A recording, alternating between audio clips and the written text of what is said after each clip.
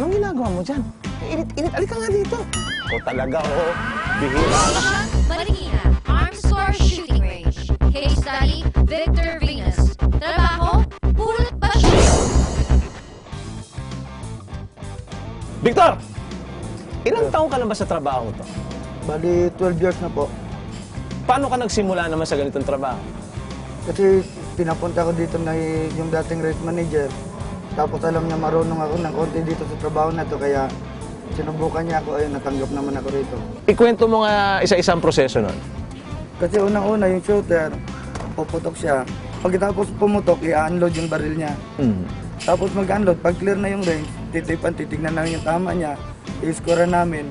Pagkatapos ma-scorean, pupulutin na namin yung mga basyo. Bakit naman ito ay napili mong trabaho? Kasi mahilig ako sa baril. At dito, iba-ibang baril nakikita mo.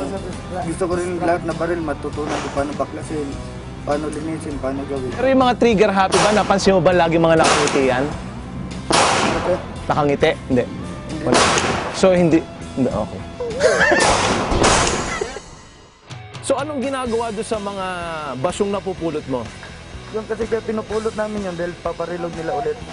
Paparitil nila ulit, palagyan ulit ng ano, para hindi sayang yung basyo at hindi ganun kamahal. Ayan, nire-reload na. Ito yung mga basyong na napulot. Oo. Yan, ibabalik ulit sa box, ipapareload ulit doon. Ito yung, Target yan, sir. ito yung Ito binabaril. yung Alpha, ito yung Charlie, Delta. Ah, may ano pa pala, may code pa pala. Sa ulo, oh. Yung mga nahuhulog na basyong, yun yung pinupulot mo. Yan yung pinupulot, tapos yung ipapareload ulit. O parang sumasalo lang ng bola, no? Ito, mainit ba? Mainit-init pa. Eh, ang gagawin yan, kasi ito yung bala, ito yung primer. Dito tumatama yung firing pin.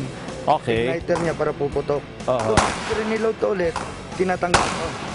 Papalitan ng bago. Okay. Walang yupi. So, dadagdagan ulit ng pulburan, lagyan ng head. Ah. Ano yung bago, bala ulit.